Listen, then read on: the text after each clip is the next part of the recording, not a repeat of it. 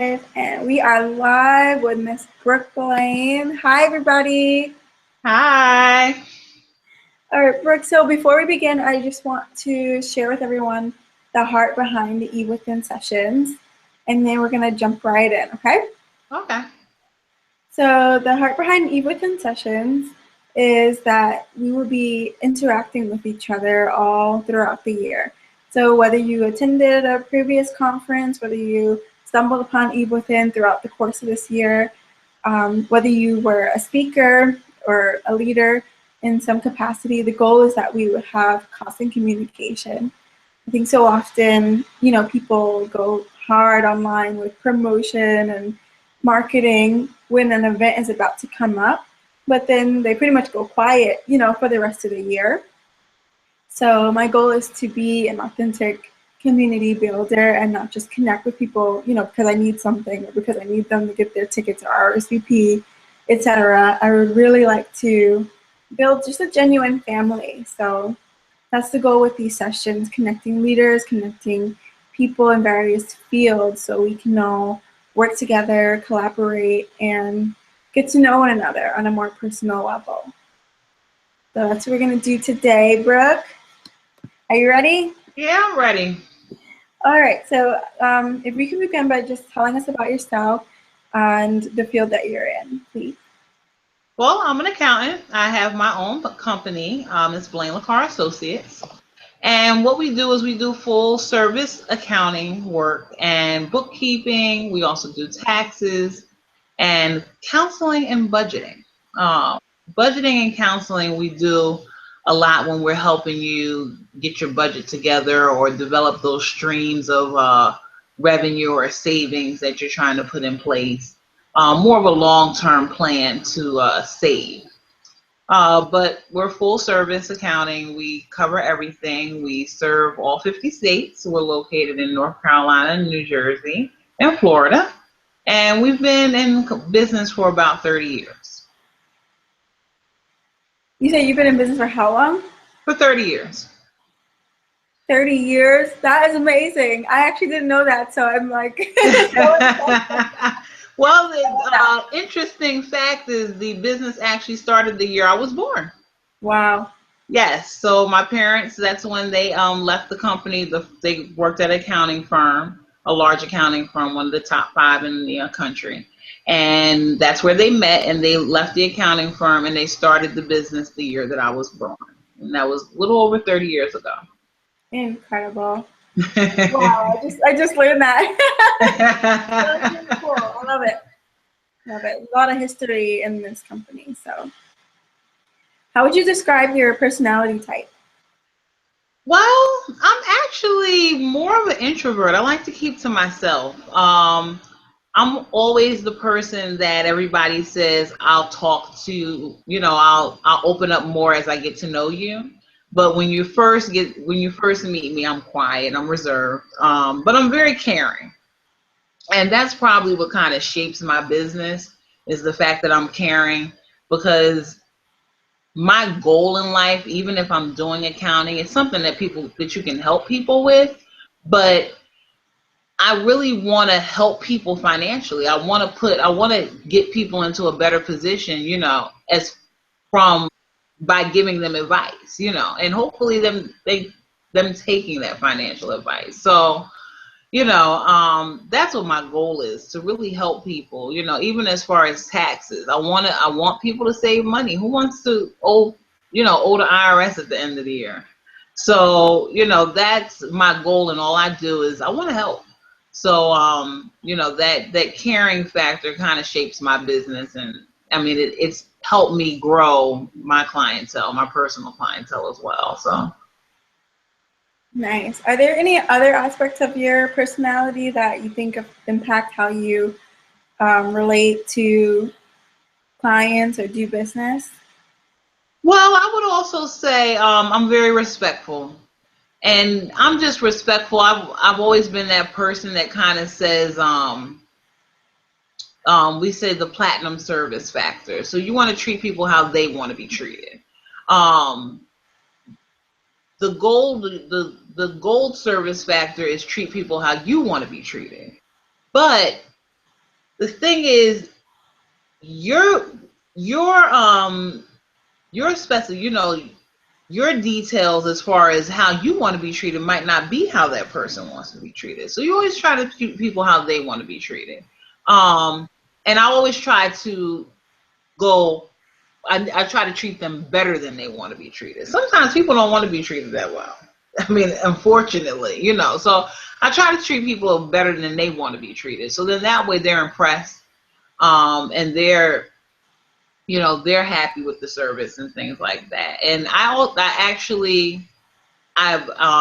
pushed that theory across my whole company. I explained that to all my accountants. We have a rule that advice is free. Some accountants will not sit down with you. They will not give you free advice. But I mean, if I'm your financial advisor, I want you to be able to call me and say, hey, Brooke, this is what we're thinking about, and then we'll have the official session where I might charge you then, but let's go ahead and let's have that free conversation. I want people to come to me and have that conversation. A lot of times people don't get the support that they need or want because they won't ask, or they're scared of what the cost is going to be to get that support. But you'll be surprised the questions and the advice people will give you if you ask them. That's right. I definitely call you all the time for that.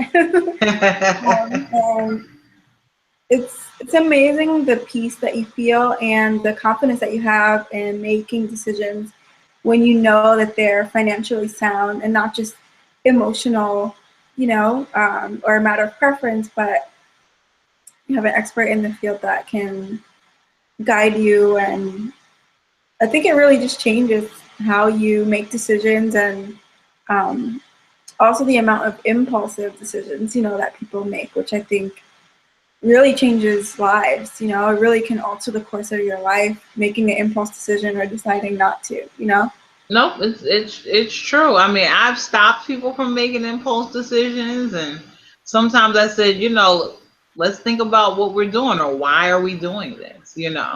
I have to ask myself that.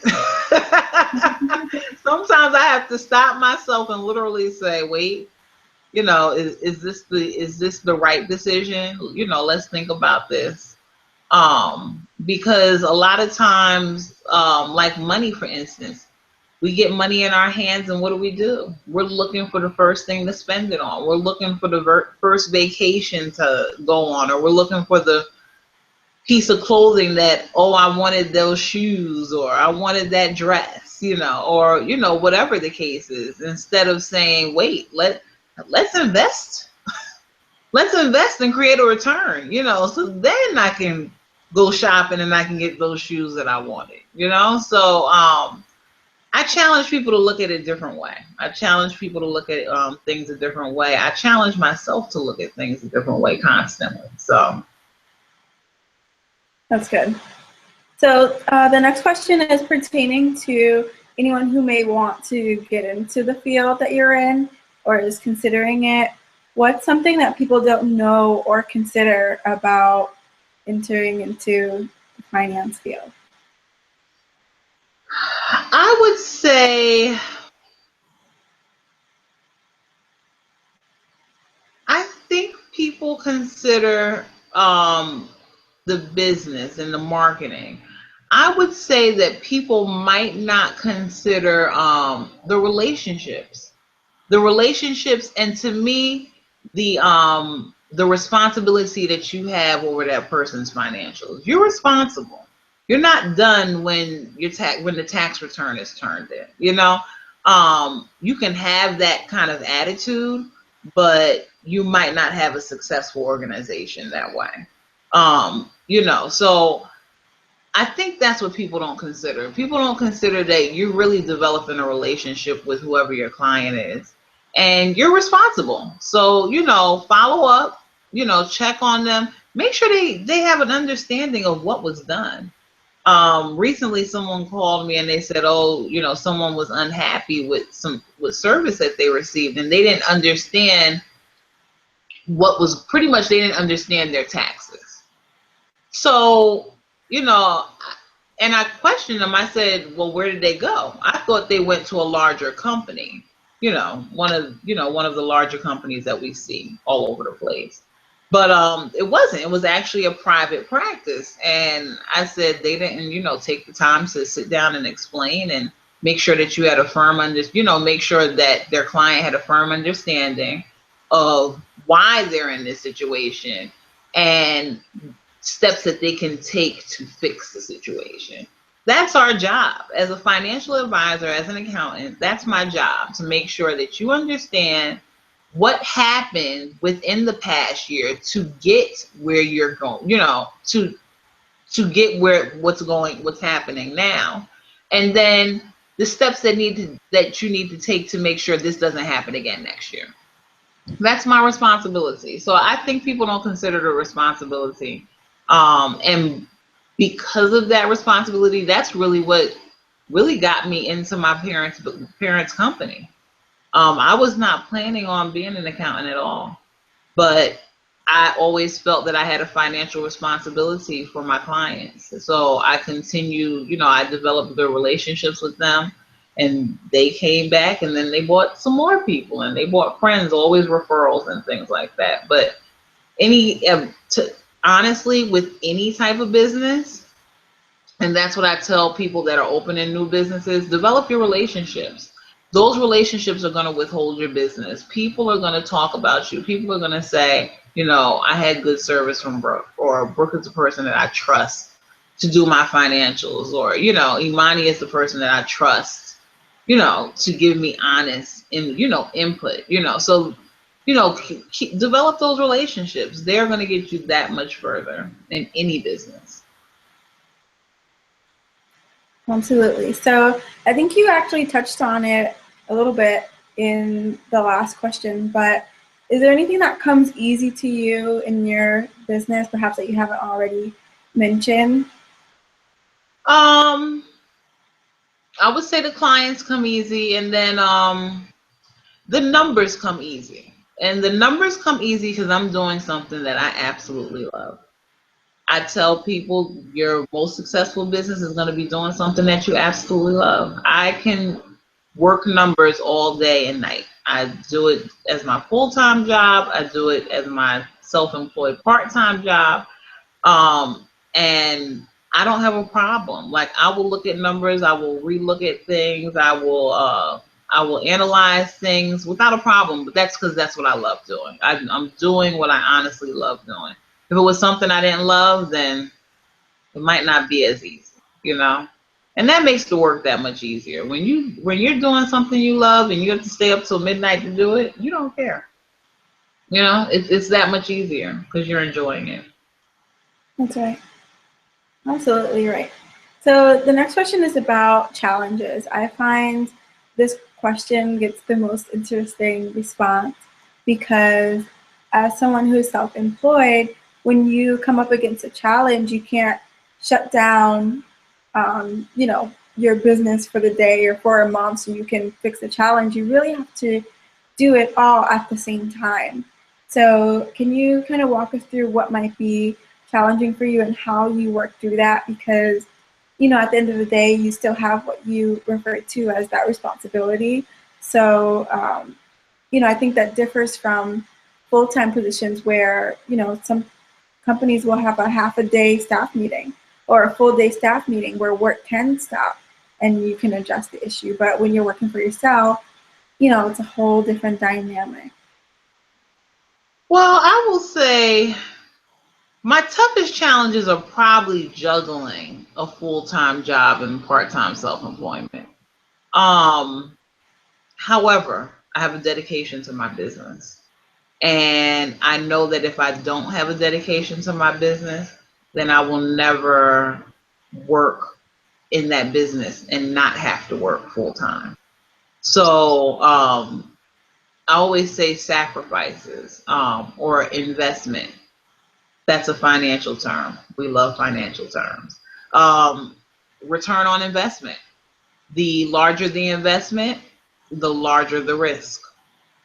And the larger the risk, the larger the reward. So, when it comes to, am I going to, you know, go socialize with friends, or am I going to work? I'm going to work. That's what I'm going to do. So that, I would say the commitment to the business sometimes is challenging. However, it's all about your dedication, and what you put in is what you get out. So, some people say, "Oh, I'm scared to invest," and even financially invest. The more you put in, the more you get out. I mean, it is literally, it's a rule of thumb as far as finance, but it's literally a rule of life. Um, so when I do face challenges, tax season, we just got out of tax season. Thank you, it's over. However, it's not truly over, but the deadline was yesterday, and I was busy. I worked day and night, on top of closing books at work. I was, getting people's taxes done every night, probably the last 2 to 3 weeks. So, and it was just something I had to do. And if I didn't want to do it, then I could have told the clients to go elsewhere. However, if I want my business to be successful and to, strive and to remain steady, then I have to sacrifice. So I sacrificed a little bit of sleep the last week or so. So, it's okay. Because, I got more out of it. Not only did I get paid, but I'm also getting new clients. I've probably obtained so many new clients over the last couple of weeks. It's outstanding. I mean, it was actually amazing to me. It's not what I expected, but also with that sacrifice came new clients, and clients that might stay around for the next 5 to 10 years. So, those are things, and clients are irreplaceable. They are irreplaceable. They're priceless, because they're going to come around and they're going to spread the word of the good business that you're doing. So, I would say that's probably the biggest challenge, just juggling. But, it's what you decide you're going to focus on. So every time I sit down and I'm, am I going to go to sleep, or am I going to watch TV, or am I going to work, or am I going to work on this next task? Well, I'm probably going to hop on the computer and work on my next task, because that's going to be the most beneficial thing to do with my time. Now, don't get me wrong, we all have to relax sometimes. So you should, take a moment to breathe and relax. I love to go on vacation. And usually when I do go on vacation, I am not working. I'm not. I'm not working. I might do some studying, but I'm not working. I'm not working. So, always a lot of time for vacation, but also keep the dedication and keep the focus. Nice. I feel like your answers all tie in so perfectly to the next question. It kind of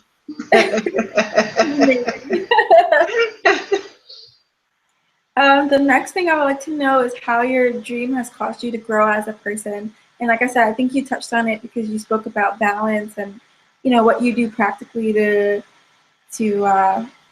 work on that. But are there any other ways that your dream or your business has caused you to grow?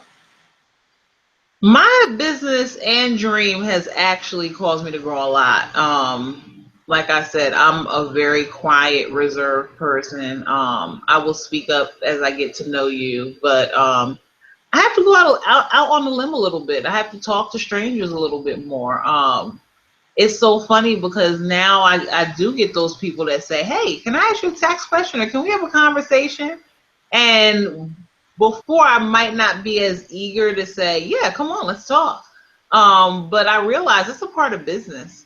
So I have to be a little bit more open, a little bit more outgoing, and I would say that matured me as a person. That wasn't something that I was willing to really talk. I wasn't really willing to always open up. And then also transparency. So not only opening up, but transparency in those conversations have also matured me. Because being transparent and genuine gets you so much more. You get so much more out of people. And then once again, back into that word relationship. because that transparency and being open and available, and willing to really talk and have those real concrete conversations develops that relationship. So, I mean, it's 3 steps that, get you to one common goal, but these are the pieces. Those are the pieces. So your response brought to mind for me a visual of a person who may have an idea for a business that they want to start, but their personality of, being an introvert is holding them back from starting that, because all they keep thinking is, oh my goodness, this means I need to talk to people, Mm-hmm. or oh my gosh, this means I need to go outside. I literally have a friend that's like, I don't want to go outside. Like, I want to play, So what would you say to that person whose personality is a barrier for them in, walking in their purpose?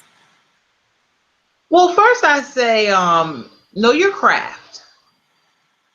I had to realize that what I needed to say, or the things that I said, people needed to hear. I never probably didn't value myself, or probably didn't value belief in myself. So that's number one. Know your craft, and know that people need to hear what you need to say. You'll be amazed how much you affect people. You'll be amazed. It's amazing, honestly. And that, like I said before, that just was not me. But now I try to speak up and, try to go ahead and, say what needs to be said. So then that way, I can affect that person, because I believe that my conversations are destined. We have those conversations for a specific reason, so a specific message can get out. So, that's what I believe. So, I would say that's number one. Um, the second thing I would say is find ways to communicate. It doesn't always have to be a face-to-face conversation at first, but build yourself towards that, because that's where you want to be. You want to be able to have that face-to-face conversation. Right now, you have social media. I mean, social media is it right now. That's something that I'm working on myself, is my social media presence. So if you are an introvert, work that social media platform. If start there. Uh, Once again, start there. Look at your feedback. Read your comments. Get involved. Socialize with the people that are responding to you. You will, you'll see that, okay, there's a purpose for what I'm saying or what I'm doing, and I need to speak up more. It was hard for me.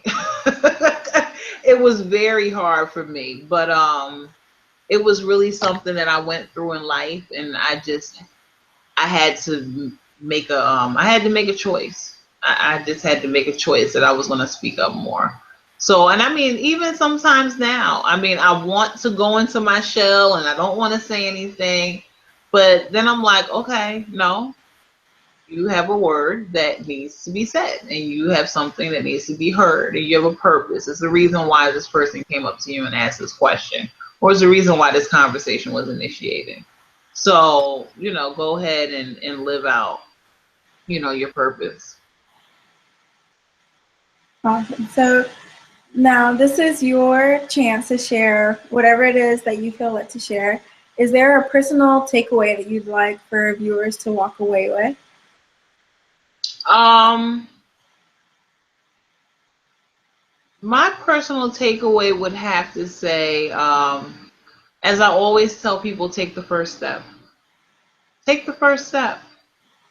There's something that I'm working on right now. I'm working on a business support system, and we've taken the first steps. But not only taking the first step take your second step.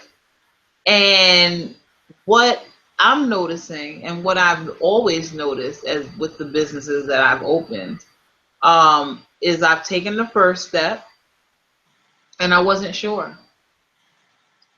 Then I took the second step. And guess what? I still wasn't sure. However, more support started stepping in. Or someone would come in and say, "Oh, that's what you're doing? Oh, I want to know more about that." Interest gains. I took the third step. More interest gained. Or maybe somebody said, "Hey, I want to help you with that." So, I mean, and that once again goes back to speaking up. Because if I never had the conversation in back in school when I was speaking to a few of my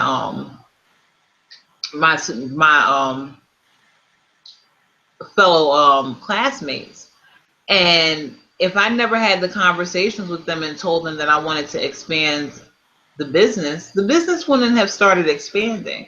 I moved to Charlotte and I gained the extra accountant in New Jersey. Now I have two accountants in New Jersey and one in Florida. Not only, and now that I'm in Charlotte, I'm getting ready to open or start my South Carolina division and my Atlanta division. And I mean, those are things that wouldn't have happened, but it's because I spoke up and I talked about what I'm doing. And that's another thing, talk about what you're doing, especially people that are in the same field.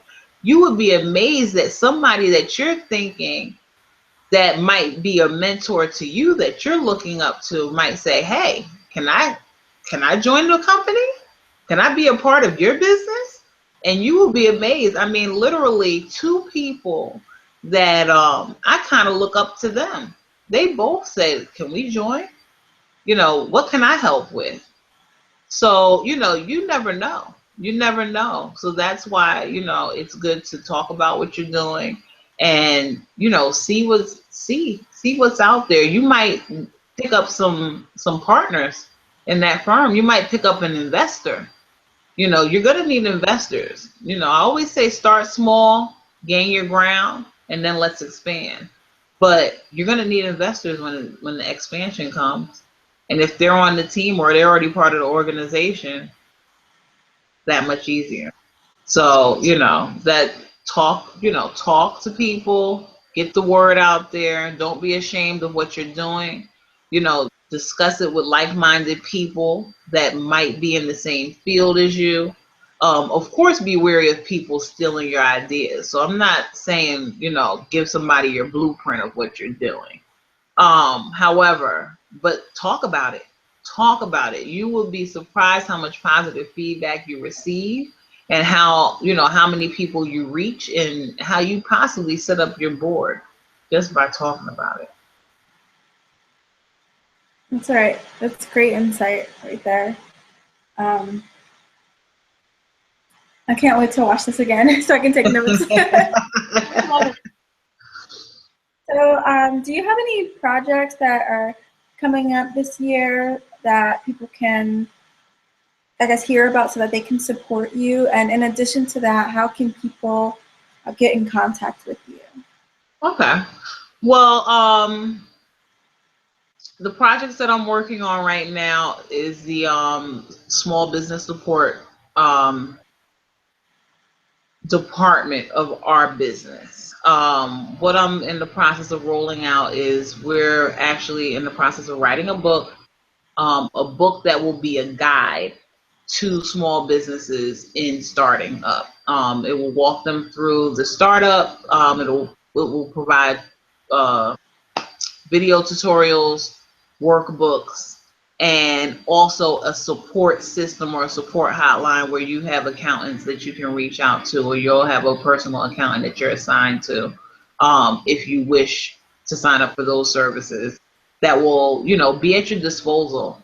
Small businesses, they have a success rate of about 20%. And you have to get through the first 5 years. The rule of thumb is to get through the first 5 years. The businesses that get through the first 5 years, about 80% of them are set up for long-term success, and they'll be open for a while and running and substantial. So what my goal is to help people with that first 5 years. That's what my goal is, because that's really where the deterrent is. It's from pre-startup to getting the business going, and then making sure that it stays open those first 5 years. So that's why I'm working on that.